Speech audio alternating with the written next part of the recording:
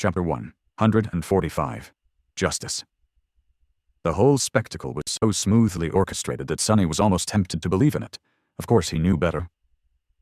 The only thing he didn't know was whether the bits performed by the Pathfinder and Gemma were rehearsed in advance, or improvised on the fly to fulfill their lord's desire to maintain appearances while having the man who had dared to speak openly against him publicly executed.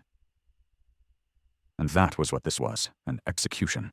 Sonny didn't believe for a second that Gunnlaug was going to give the brave hunter a chance to leave the Grand Hall alive. No, he wanted him dead, and he wanted everyone to see him die. Lest they get the idea that it was possible to run their mouths against him and escape unscathed. And yet, a tiny ember of hope still burned in Sonny's heart. From the looks of it, Jubei was an experienced hunter, a capable, seasoned warrior who faced numerous monsters and ended up on top every time. He was very strong, with enough willpower and resolve to crush rocks into dust. Perhaps a miracle would happen. No matter how small, there was a possibility. That's why Sonny couldn't understand why Gunnlaug would be willing to risk his right-hand man's life in this farce. As though reading his thoughts, the Bright Lord spoke. A challenge? Ah, so be it. This is a sacred tradition indeed. As long as good men are willing to put their lives on the line for the sake of righteousness, depravity can't win. The crowd of sleepers exploded into whispers. Some of them were tense and somber, others filled with dark anticipation. The corner of Sonny's mouth turned downwards. From what he could see, depravity had already won, or at least gotten the upper hand. But Gunnlaug wasn't done speaking. However, it would not be suitable for you to represent the accused personally, Gemma. The Bright Castle can't afford to lose you, my friend. Jubei, would you mind if the accused chose another champion? The hunter from the outer settlement simply shrugged and said, "Bring your worst, cowards." Bright Lord turned to the Pathfinder and tilted his head. With his suddenly pale face reflected in the eerie mask of the strange golden armor, the murderer remained silent for a few moments, and then said in a quiet voice, "I choose Harus, my lord." Everyone suddenly grew silent. Sonny himself felt cold shivers running down his spine. Why did it have to be that creepy, wicked cripple? In the deathly silence, Jubei smirked and spat with grim satisfaction. Even better! It seemed that he had a score to settle with the silent hunchback, too. Harus, who had looked a little bored and uncomfortable through the whole procedure, stared at the Pathfinder who had named him with no particular expression on his bony face, and then slowly walked down the steps. The other lieutenants reacted to this unexpected turn of events differently. Gemma frowned and threw a quick glance at Gunnlaug before stepping back with a dark expression. Tessai grinned, as though expecting a good spectacle. Kyo grew a little pale and took a little step sideways, trying to distance herself from the descending hunchback as much as possible. Only Seishan remained silent and indifferent, not allowing any emotion to appear on her cold, beautiful face. Realizing what was about to happen, Cassie squeezed Sonny's arm and whispered, "Sonny, I want to leave." After a short pause, he answered in a raspy voice, "I'm sorry. We can't leave now." Despite the fact that he didn't want to be anywhere near Gunnlaug's scarecrow, he knew that leaving now would draw too much attention. They couldn't risk that in the presence of all 5 lieutenants, not to mention Golden Serpent himself. What's more, his mission in the castle was to gather as much information as possible.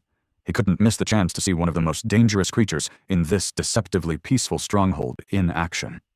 And there was this dark feeling deep within his heart that one day, somehow, he and Harus were going to end up bloodied, with only one of them walking away alive from the fight.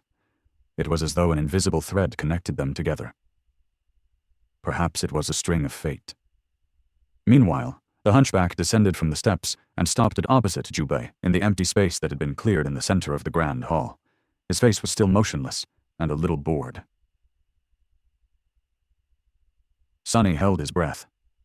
As Gunnlaug sat silently on the white throne, Jubei summoned his memories. A flexible armor made out of red scales appeared on his body, complete with a winged helmet and a kite shield. In his hand, a curved scimitar weaved itself from the sparks of light. Its blade was as sharp as a razor. "Nut." The hunter glanced at Harus and said in a steady voice, "Let's see what you're capable of, butcher." The hunchback just looked at him with his glassy eyes and silently allowed his thick cloak to fall on the floor. Then, He grimaced and straightened his spine as much as he could, suddenly losing the appearance of a small and fragile cripple. At his full height, Harus towered above most of the sleepers in the grand hall, losing only to the giant Tesai. His monstrous, twisted shape radiated a sense of deep, bestial power. He didn't bother to summon any memories, staring at the hunter with the same cold indifference. Jubei scowled. So be it.